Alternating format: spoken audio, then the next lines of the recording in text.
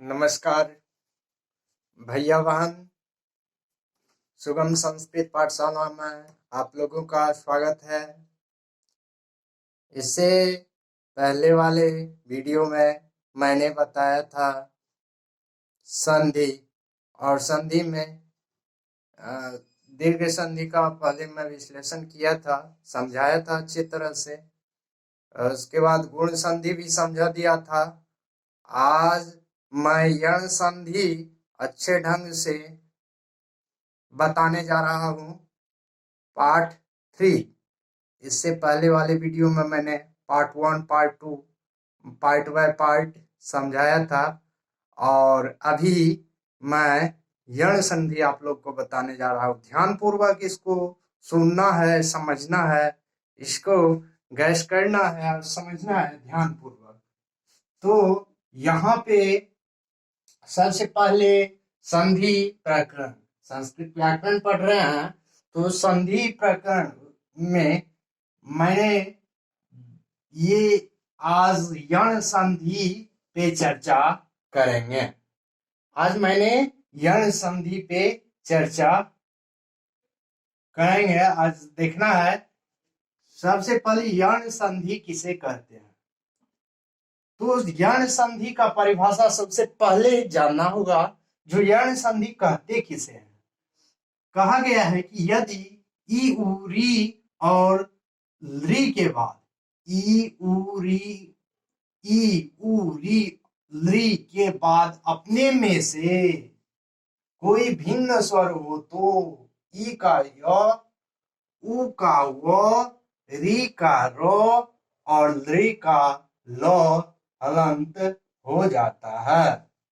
अब देखिए, यदि ई उ और री के बाद अपने में से कोई भिन्न स्वर हो तो ई का य, उ का व, री का र और ली का ल हो जाता है। इसी प्रकार मैंने यहाँ पे लिखा कि यदि, अब देखिए ई है ना, यदि ई उ री और ली के बाद अपने में से कोई भिन्न स्वर हो। अब मैं बताऊंगा आप लोग को भिन्न स्वर क्या होता है, किस तरह से होता है।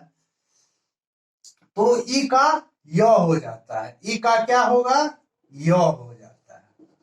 अब यहां पे देखना है, उ का व हो जाएगा, री का र हो जाएगा, इसी तरह से और ली का ल हो जाएगा। तो इस तरह से हुआ है, इस तरह से सब का सब है। तो मैंने यहाँ पे किया, ई का य, उ का व, री का र और ली का ल, सिर्फ ल हलंत होगा, ली का ल हलंत। तो इस तरह से किया गया है। अब इसमें एक ट्रिक होता है, जिस ट्रिक के बारे में मैं आपको बता रहा हूँ। वो ट्रिक के मुताबिक जिस प्रकार एक फॉर्मूला होता है, फॉर्मूला के मुताबिक कोई भी चीज बनाया जाता है। तो आज मैं संधि विच्छेद करने जा रहा हूँ, संधि बतलाने जा रहा हूँ। ध्यान पूर्वक इसको समझना। अगर ये ट्रिक आप लोग समझ जाओगे, सीख जाओगे, तो आपको, आपके लिए आगे बेहतर होगा और आप संस्कृत को अच्छे ढंग से संधि विच्छेद करके, क्लियर करके पढ़ पाओगे और आपको इसमें सुविधा भी होगी। तो यहाँ पे मैं 1 नंबर लिख रहा हूं, इत्यादि। क्या लिखा, इत्यादि, इत्यादि मैंने लिखा। तो अब इसको आधा करना, आधा आधा भाग में बांटना है। तो इत्यादि कैसे होगा, तो ये इति प्लस आदि, आदि क्या हुआ, इत्यादि हुआ, है ना। इति प्लस आदि, इसमें कितना शब्द है, जैसे इसमें क्या कह रहे हैं, परिभाषा जो है, यदि ई उ रे और री के बाद अपने में से कोई भिन्न स्वर हो तो ये क्या हुआ, ई और ई उ री और री के बाद ई है यहाँ। अब देखते हैं, यहाँ नीचे मैं लिख रहा हूं कि ई तो हलंत तो है ना, और ई, ये मिलके क्या होगा, ई तो ई, इति, ई तो ई, ये है ना, प्लस यहां पे देंगे क्या, आ है ना, आ और दी, आदि, इसको ऐसे ही लिख देंगे। ई तो ई है ना, तो इसके बाद क्या है, ई के बाद यदि कोई भिन्न स्वर हो, यहाँ पे है भिन्न स्वर, यहाँ पे है ना, परिभाषा में भी कह रहा है ई के बाद कोई भिन्न स्वर हो, तो ई के बाद क्या है, आ, तो ई का ई का य, ई का य हो जाएगा। तो इस तरह से अगर य हो जाएगा, सबसे पहले ई, ठीक है, तो हलंत, ई का यो, तो यो हलंत क्यों होगा, क्योंकि आगे में क्या है, क्या है, संयुक्त अर्थात भिन्न वर्ण है, ये जो है भिन्न वर्ण है, तो ई का यो क्यों होगा, यो आप तो समझ गए होंगे, मैंने यहाँ पे ई तो ई, इति हुआ, इसमें से क्या करे, ई हो गया इति, और ये आदि हो गया, तो ई तो ऐसे ही रह गया, और तो हलंत यहाँ पे आ गया यहाँ से, और ई का यो, और प्लस यहाँ आ, ये आ यहाँ पे आ जाएगा, ठीक है, आ और दी है ना, तो यहाँ पे दी भी लिख देंगे ना, तो ई, अब देखिए तो, ये देखिए तो यो आ क्या हुआ, त्या हुआ, तो यो आ मिलके क्या बना, त्या बना, यही है संधि, मेन तरीका जो है वो यही है, तो यो आ त्या हुआ। तो अब हम इसको किस प्रकार से लिख सकते हैं कि इत्या, इत्या ई तो यो आ हुआ, इत्या, ये भी इसमें ले लेंगे, तीनों को ले लेंगे तो इत्या बनेगा ना, इत्यादि, इत्यादि। अब आप लोग समझ गए होंगे, इसको मैंने बताया, यदि कोई भिन्न स्वर हो तो ई का क्या होगा, यो हो जाएगा, और ई का यो हो जाएगा, और आ मिलके यहाँ पे तो यो आ मिलके त्या बना, तो काहे होगा, इति में, ई तो ई तो ई, दोनों बना इति, ई तो ई, ये इति बना, और आदि यहाँ पे है ही, तो यहाँ ई तो यो, ई का यो हो जाएगा, क्यों, क्योंकि यहाँ भिन्न स्वर है, ये है ना भिन्न स्वर, ई के बाद यदि कोई भिन्न स्वर हो, सूत्र में कह रहा है, तो ये जो भिन्न स्वर है इसलिए ई का यो हो गया, और ये तो यो और आ क्या हुआ, त्या, त्या हुआ, ई तो है ही, आदि है ही, इत्यादि हो गया। इस तरह से बनाना है, इस तरह से इसको समझना है, बनाना तो ऐसे है, ठीक है, बनाना ऐसे है, लेकिन समझना है इस तरह से, कभी नहीं भूलोगे, ये अच्छा है आप लोग के लिए, समझने में भी कोई कठिनाई नहीं होगी। और दूसरा, मैं तो यहाँ इसको सॉल्व कर दिया, दूसरा मैं यहाँ पे बता देता हूं कि यहाँ पे है इत्या,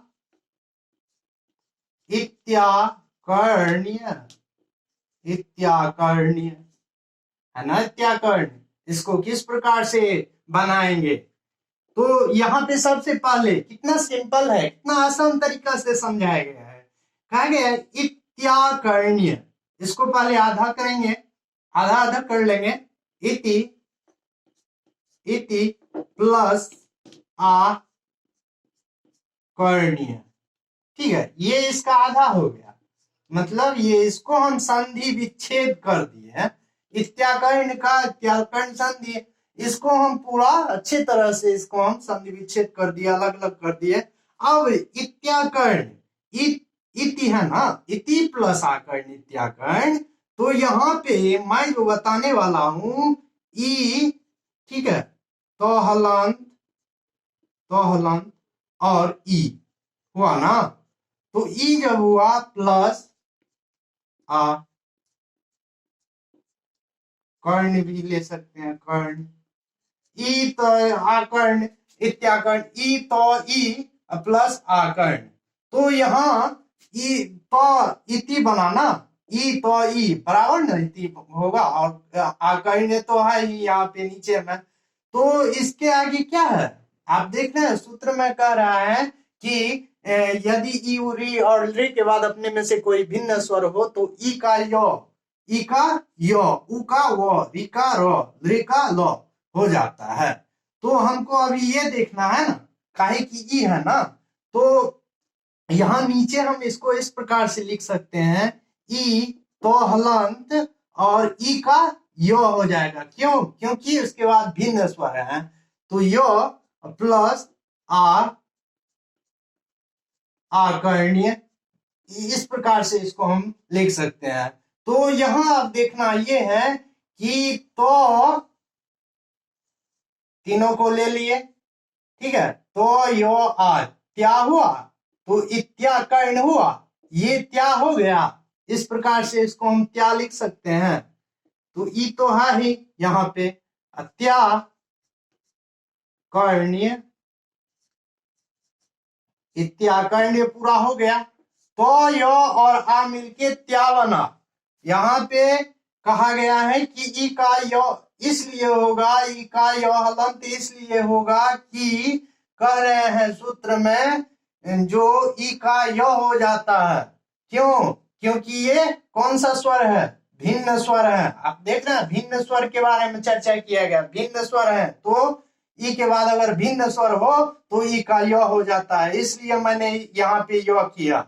और ई तो ई मिलके इति बना है, तो इसका ई तो और इसका य होगा ना, क्योंकि यहाँ ई का जो है के आगे क्या है, भिन्न स्वर है ना, इसके आगे क्या है, भिन्न स्वर है, तो यह इसलिए बना, ई का य हलंत होगा, और आ जो है मिलके तीनों मिलके आ स्वर है, इसमें आके जुट जाएगा, इत्याकर्ण हो गया, इत्या त्या हो गया और इत्याकर्ण पूरा हो गया। अब इसको इस प्रकार से समझना है, कितना आसान है, सिंपल है। आप लोग अगर अच्छे ढंग से इसको समझ पाओगे तो अच्छा रहेगा आप लोग के लिए, क्योंकि आगे बहुत काम देगा, ये बहुत महत्वपूर्ण है। अगर इसको अगर देखना हो, इससे फर्स्ट वाली वीडियो में मैंने फर्स्ट सेकेंड पार्ट भी बताया है, और ध्यान पूर्वक वो तो आप समझ ही गए होंगे, जैसे मैंने यहाँ पे बताया ये तो आप समझ ही गए होंगे। अगर नहीं समझे होंगे तो मैं फिर बता दूंगा, आप लोग पूछोगे तो अवश्य मैं बताऊंगा। और यहाँ पे दूसरा है अन्वय, इसका हम संधि विच्छेद करेंगे, तो यहाँ पे क्या होगा, इस प्रकार से अनु क्या होगा, अनु प्लस अयः, इस प्रकार से हम इसको लिख सकते हैं, अनु प्लस अयः अन्वय। इसको इस प्रकार से अगर लिखेंगे तो इसमें कितना है, 3 है ना, और ठीक है, और इसके बाद भिन्न स्वर है यहाँ अयः में, तो नो, ठीक है, और नो हलन प्लस ई नहीं, और नो और उ, इसको हम इस प्रकार से लिख सकते हैं। तो अगर ये ऐसे हैं और प्लस, ठीक है, भिन्न स्वर क्या है, और यह अयः, तो और उ है ना, तो इसको सबसे पहले ये देखना है कि अ नो उ, यहां बना अनु, और नो उ मिलके अनु बना, ठीक है। और अयः जो है, ये अयः में से हम क्या करेंगे, तो यहाँ पे मैं फिर लिखता हूं अ नो, ठीक है, और नो हलांत और उ प्लस अयः, इसको इस प्रकार से लिख सकते हैं। अब देखिए उ का यहाँ हम जो उ लिखे तो उ नहीं, उ का क्या होता है, उ का हम यहाँ पे देख लेंगे, यहाँ उ का वो, तो उ का वो ना होगा यहाँ पे, यही सब ध्यान रखना है, उ का वो होगा, अ नो वो अयः, तो ये तीनों जो मिलके अ नो कहाँ गया, ये जो है अ नो वो य, नो अ नो व अ मिलके, और यहाँ पे मिल गया नो व नो हुआ, और अ इसमें आके मिल गया न्वय, अन्वयः। तो इसको हम इस प्रकार से लिख सकते हैं, अन्वयः, इस प्रकार से लिख सकते हैं ना। अब यहाँ पे भिन्न स्वर रहे, अगर देखना है भिन्न स्वर रहे तो उ का व हो जाएगा। ये समझने के लिए दिया गया है, बनाना है इस प्रकार से, इस प्रकार दो भाग में कर दिए, इस प्रकार से बनाना समझने के लिए आसान तरह से इसको हम समझ जाएंगे, उसी के वास्ते ये दिया गया है। ठीक है। तीसरा है कि स्वागत, क्या है तीसरा, मध्वरी, नहीं तो ढेर सारे हैं, जैसे इत्युक्त्वा, ये तो कठिनाई है थोड़ा, इत्युक्त्वा, कोई कठिनाई नहीं है, सब हो जाएगा। तो इसका क्या होगा, इस प्रकार लिख सकते हैं, इति प्लस उक्त्वा, इस प्रकार इति प्लस उक्त्वा, इत्युक्त्वा हुआ, इति प्लस उक्त्वा, इत्युक्त्वा, इत्युक्त्वा, क्या है, इत्युक्त्वा है, तो ई ले लेंगे, क्या सब लेंगे, ई, उसके बाद तो, ठीक है, तो हलन प्लस फिर ई ले लिए, प्लस ओ, इस प्रकार लिख सकते हैं इसको। ठीक है। तो इसमें से अब यही करना है, मेन तो है ई, जो भिन्न स्वर अगर रहे तो ई का क्या हो जाएगा, ई का य हो जाएगा, यहाँ पे जिस तरह मैंने बताया था। तो यहाँ तो होगा, ठीक है, ई का क्या होगा, य होगा, प्लस उ हो जाएगा, उत्वा, ऐसे हम लिख सकते हैं, नहीं तो य उ बराबर त्यू, उ है ना, तो य उ, ये तीन ले लेंगे, बस त्यू हो गया। तो ऐसे हम इसको लिख सकते हैं, यहाँ पे लिख देते हैं कि ई तो इत्युक्त्वा,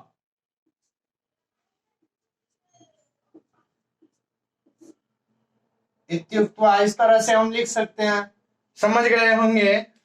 अब इसमें इसी तरह से आप लोग को मैं कुछ बनाने के लिए दे देता हूं, इसी तरह से आपको बनाना है। आपको इस पे जो नहीं हो आप हमें हमसे पूछ सकते हैं, और मैं आपको अच्छे ढंग से इसको, और अच्छे ढंग से इसको समझा सकते हैं, बता सकते हैं। और अब आपको बनाना है, मैं देता हूं बनाने के लिए, क्या, स्वागतम। अगर नहीं हो तो हमको पूछ सकते हैं। दूसरा नंबर दिया जा रहा है मध्वरी, तीसरा नंबर दिया जा रहा है नद्यम्बु। सिंपल सिंपल है, पूरा हल्का है, कुछ भारी नहीं है, अगर समझना है तो अच्छा, अच्छे से समझ जाओगे आप लोग। यह चौथा नंबर में दिया गया है अन्वय, मैंने अभी बताया अन्वय का। पांचवा नंबर में दिया गया है क्या कहते हैं, पांचवा नंबर में इत्यादि।